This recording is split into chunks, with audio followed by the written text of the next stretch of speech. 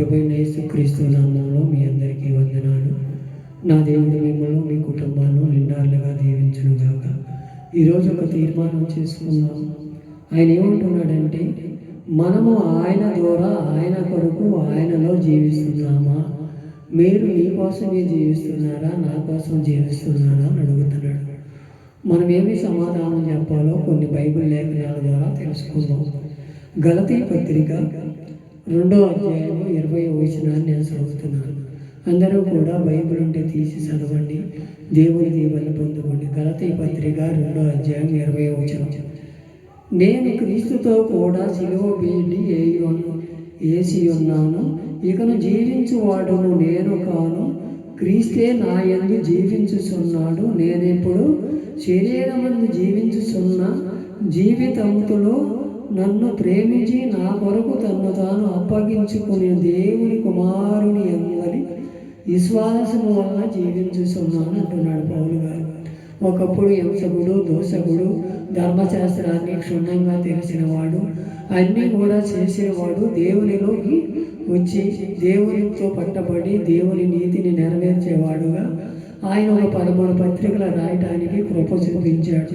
ఎంతో భారభరితమైన పరిచర్య చేయటానికి ఆయనకు అవకాశం ఇచ్చాడు. అంతా కూడా ఆయన చేసిన ప్రయాణం అంతా కూడా ఓడలోనే జరిగినది, సముద్రంలోనే జరిగినది, అంతా అడవులలో గుట్టల్లో జరిగిన. ఎక్కడ ఏ పట్టణంలో కూడా ఎక్కడా కూడా ఆయన నివసించినట్టు మనమైతే ఇప్పుడు కార్లు ఉన్నాయి, బంగ్లాలు ఉన్నాయి, మన ప్రయాణాలకు విమానాలు ఉన్నాయి. అన్నీ కూడా ఆ రోజుల్లో ఓడల మీద మాత్రమే ప్రయాణం చేయగలిగాడు.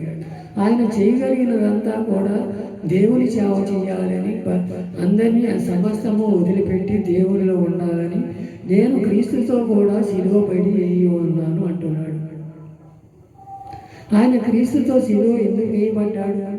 ఆయన రక్తమాంసంలో కడగబడి ఆయనతో పరిశుద్ధంగా జీవించటానికి, ఆయన రక్తంలో పాలు పొందటానికి శిలువ వేయబడ్డాడని గుర్తన్నమాట.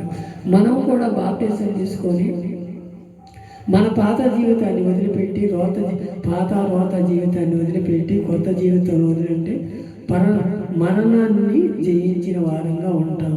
బతికి చనిపోయి మళ్ళీ బతికిన వారంగా ఉంటాం. అలా ఉంటున్నాడు దేవుడు.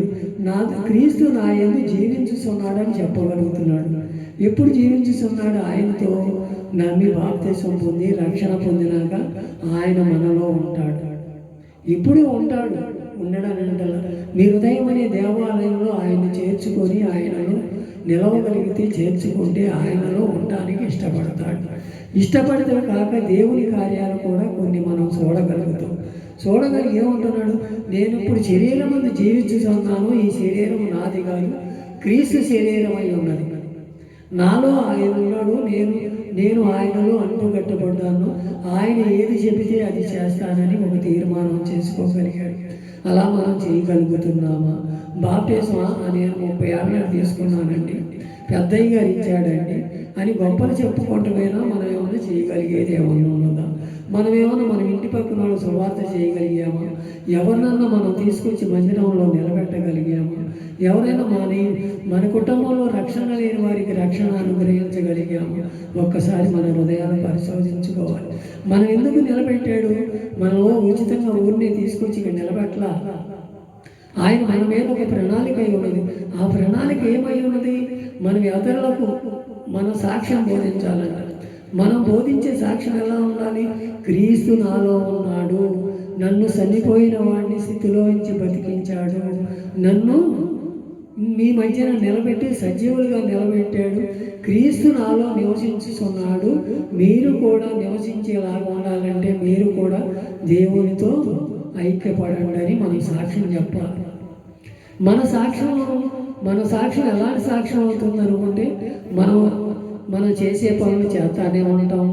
దేవుడు నన్ను దీవించల్లా, దేవుడు నాతో ఉంటల్లా, దేవుడు నన్ను ఎందుకో చిన్నచూపు చూస్తున్నాడు, నన్ను అంతా కూడా అందరూ బాగా చూస్తున్నాడని మనం చెప్పుకుంటే అది ఫలితం లేని వ్యర్థమైన జీవితం అయింది. మనం అలా ఉండకూడదని దేవుడు కోరుకుంటున్నాడు. తను తాను అప్పగించుకోవాలంట. ముందర మనం నేను అప్పగించుకోగలిగాము. ఒక్కసారి మన హృదయాలు పరిశోధించుకోవాలి. మనం ఏం అప్పగించుకోగలిగాలి? అయ్యా నాకు ఈ అప్పు ఉంది తీర్చయ్యా, నా పిల్లల పెళ్ళి ఉంది చెయ్యయ్యా, నా కుటుంబం రోగాలతో ఉందయ్యా, నా బాధలు అన్నీ ఉన్నాయ్యా, అన్నీ నీకు తెలుసయ్యా, నువ్వే చెయ్యాలయ్యా అని మనం అప్పగించుకుంటాం. అది దేవుని చిత్తము కాదు. దేవుడి చిత్తంలో నువ్వు ఉంటే అన్నీ చేస్తాడు, చేయడంటే దేవుడు నిన్ను నన్ను కూడా అప్పులు తీరుస్తానుకో లేకపోతే బాధలు పోగొడతానుకో దేవుడి సన్నిధికి రావసరం. మనం అలా ఉంటే దేవుని నీతి నెరవేర్చుకోవడం. దేవునితో మనం అంటూ కట్టబడొచ్చి క్రీస్తు నాలో నివసించుతున్నాడు, నా శరీరాన్ని దేవునికి అప్పగించాడని కృతజ్ఞత కలిగి జీవిస్తే దేవుడు మన పట్ల కార్యం చేయడానికి ఇష్టపడుతున్నాడు. అలాగే ఫిలిప్పీ పత్రిక 1వ అధ్యాయం 21లో కూడా అంటున్నాడు, నా మటుకైతే బ్రతుకుట క్రీస్తే, సావైనా లాభమే అని అంటున్నాడు. ఇక్కడ పౌలు గారు, అదే పౌలు గారు. ఆయన ఎన్నో చిత్రహింసలు పెట్టారు, ఆయన సువార్త చేస్తుంటే కొట్టారు, గంపల్లో నుంచి దింపారు, ఎన్నో ఇబ్బందులు పెట్టారు. ఒకసారి సరిమంట కాసుకున్నాడు పాము కలిసి, ఇక చనిపోతాడు, దేవునికి విరోధంగా నడుస్తున్నారని వాళ్ళందరూ అనుకుంటే వాళ్ళని ఎదిరిచ్చేసి ఆ పామును మంటలో వేసి దేవునికి అక్కడ దేవునికి అంతా తెచ్చాడు. అదే అంటున్నాడు ఇక్కడ, నేను బ్రతుకుట క్రీస్తైనా బాధ లేదు, సావైనా ఇది నాకు లాభమే అంటున్నాడు. మనం ఏమవుతుంది చెబుతున్నాం, మనం ఎలా ఉంటున్నాం ఒక్కసారి మన హృదయాలు పరిశోధించుకోవాలి. మన హృదయాలు పరిశోధించుకునయ్యా, మనం చనిపోయేటప్పుడు లేదా ఏదైనా ఇబ్బంది వచ్చినప్పుడు ఏదైనా ఇరుకు వచ్చినప్పుడు, అయ్యా నన్ను బతికిస్తే నీ సేవ చేస్తానయ్యా, బతికొండంగా చెయ్యి, బాగా తిరిగేటప్పుడు చెయ్యి, బాగా ఉన్నప్పుడు మనం బలంగా ఉండగా చెయ్యి, మనము అన్నీ అయిపోయినాక దేవుడు దిక్కని అప్పుడు చెబుతాం. అది దేవుడి చిత్తము కాదు. మొదట మొక్కలోనే మనం వంగాలి.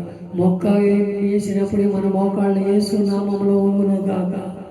యేసు నామంలోనే మన మొక్కలో వంగితే రేపు మానైనా కానీ అది కుదుట పడుతుంది. అదే అంటున్నాడు ఇక్కడ పౌలు గారు, నా మటుకైతే క్రీస్తే, బ్రతుకుట క్రీస్తే, సావైనా లాభమే అని చెప్పగలుగుతున్నాడు. మనం ఆయనకి మనం అప్పగించుకుంటున్నామా? మన హృదయం అనే దేవాలయంలో ఆయన చేర్చుకుంటున్నామా? ఒకసారి మన హృదయాలు పరిశోధించుకుందాం ఈ రాత్రికాల సమయం. అయ్యా నేను బ్రతికినా సచ్చినా నీ వాడినేనయ్యా, నువ్వు నాలో ఉన్నావయ్యా, నాలో నీవు ఉన్నావయ్యా, అయ్యా నీ కృపలో నన్ను దాసయ్యను ఒక తీర్మానం చేసుకోగలిగితే దేవుడు మన పట్ల కార్యం చేస్తాడు. కొలసీ పత్రిక 3వ అధ్యాయం 4వ వచనంలో కూడా అంటున్నాడు, మనకు జీవమై ఉన్న క్రీస్తు ప్రత్యక్షమైనప్పుడు మీరును ఆయనతో మహిమయందు ప్రత్యక్షపడతారంట. ఆయన ఎప్పుడంట ఈ మాటలన్నీ జరిగితే మనం నమ్మి బాప్తీసం తీసుకుంటే ఎప్పుడైనా ఒక తీర్మానం చేసుకోగలిగితే ఆయనలో మనం మహిమపరచబడతాము. ఆయన మనల్ని మహిమపరుస్తాడు. ఈయన నా ప్రియ నా కుమారుడు, దేవుని యందు ఏ దోషము నాలో కనపడలేదు, అతను నేను మహిమపరుస్తున్నాడని ఒక సాక్ష్యం పొందుకోగలిగారు. పౌలు గారు కూడా అదే పరిశీలించాడు. తిమోతి పత్రిక, విశ్వాసమును నేను కాపాడుకుంటుని నా పరుగు కడముట్టించి తిని అంటున్నాడు. నీ విశ్వాసం ఎక్కడ కాపాడుకున్నావు? నీ విశ్వాసం ఏ తీరిగా కాపాడుకున్నావు? ఒకసారి నీ హృదయాన్ని పరిశోధించుకొని ఆయనతో కూడా మనము మహిమయందు ప్రత్యక్షపడాలంట. ఆయనకి ప్రత్యక్షంగా మనం కనపడాలంట. అది మనలో ఉందా?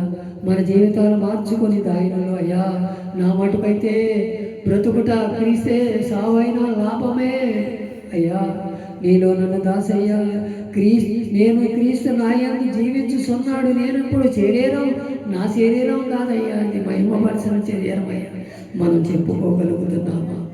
ఒక్కసారి మన హృదయాలు పరిశోధించుకుందామా? మన హృదయాలు పరిశోధించుకొని దేవుని సన్నిధిలో, అయ్యా నీ చిత్తంలో నన్ను ఉంచయ్యా, నా మటుకైతే బ్రతుకుట క్రీస్తే, అది లేకపోయినా లాభమేనయ్యా, సావైనా నాకు లాభమేనయ్యా అని మనం చెప్పగలుగుతున్నాము. ఒక్కసారి మనం పరిశీలన చేసుకుందాం. 1 కొరింథీ పత్రిక 10వ అధ్యాయం 31లో కూడా, కాబట్టి మీరు భోజనం చేసినను పానము చేసినను సమస్తమును దేవుని మహిమ కొరకే చేయుడు అంటున్నాడు. మనం ఈ లోకంలో ఏది చేసినా ఇది దేవుడిచ్చాడు, దేవుడు నా కోసం సిద్ధపరిచాడు, దేవుడు నాతో ఉన్నాడు, నాలో ఉన్నాడు, నేను ఆయన మహిమపరుస్తున్నాను అని చెప్పగలుగుతున్నామా?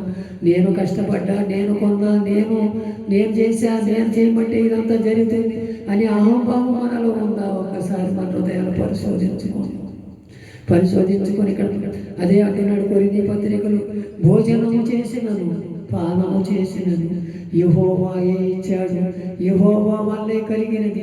ఇక మనకు కుమారులు కుమార్తెలు కలిగినను, మనకు ఒక సంతానం, మన కుటుంబం, ఒక కార్యం ఏదైనా సరే అది దేవుడు ఇచ్చాడని మనం చెప్పుకోగలిగింది. దేవుని మహిమపరిచిన వాళ్ళమవుతాం. అలాగే మనం ఎలా ఉన్నాము, మన జీవితాలు ఎలా మార్చుకోవాలి ఒక్కసారి మన హృదయాన్ని పరిశోధించుకుందామా? అయ్యా, నేను క్రీస్తుతో కూడా సిలువ వేయబడి ఉన్నాను. అయ్యా, నా శరీరమును ఆయన నివసించుతున్నాడు. నేను బ్రతుకుట క్రీస్తు అయినా సరే, సావైనా నాకు లాభమేనయ్యా. అయ్యా, ఆయన మనలో జీవమై ఉన్నాడు, ఆయన ప్రత్యక్షంతో మనలో ఉన్నది అని మనం చెప్పుకోగలిగితే మనలో ఉన్నతమైన స్థానంలో నిలబెడతాడు. మనం ఏది చేసిన సమస్తము ఆయన నాకు సమకూర్చి పెట్టాడని మనం ఒక తీర్మానం చేశామా? ఆరోగ్యం ఇచ్చిన, ఐశ్వర్యం ఇచ్చిన, బలం ఇచ్చిన, ఏది ఇచ్చినా ఆయన మూలనే కలిగిందని మనం చెప్పగలిగి ఒక సాక్షిగా నిలబడితే దేవుడు నిన్ను నన్ను కూడా దీవించి ఉన్నతమైన స్థానంలో నిలబెట్టి నీ కుటుంబాన్ని, నా కుటుంబాన్ని కూడా దీవిస్తాడు. మనమందరం కూడా ఏకమై దేవుని సన్నిధిలో, అయ్యా, నేను క్రీస్తు, నేను బ్రతుకుట క్రీస్తే, సావైనాది నాకు లాభమేనని ఒక తీర్మానం చేసుకొని, అయ్యా, నువ్వు ఇచ్చిన ఏనయ్యా ఇవన్నీ నీ కృపలో నేను వాడతానయ్యా. నీ సన్నిధిలో నువ్వు ఇచ్చిన ఈకపోయి యెహోవా ఇచ్చిన, యెహోవా తీసుకొని పోయి యెహోవా నామానికే స్తుతి కలుగును కాకని ఎలా చెప్పగలిగాడు. అలా చెప్పగలిగి దేవుని దీవెనలు పొందుకుందాం. ఇట్టి స్థితి మనందరికీ కలుగును గాక. ఆమేన్.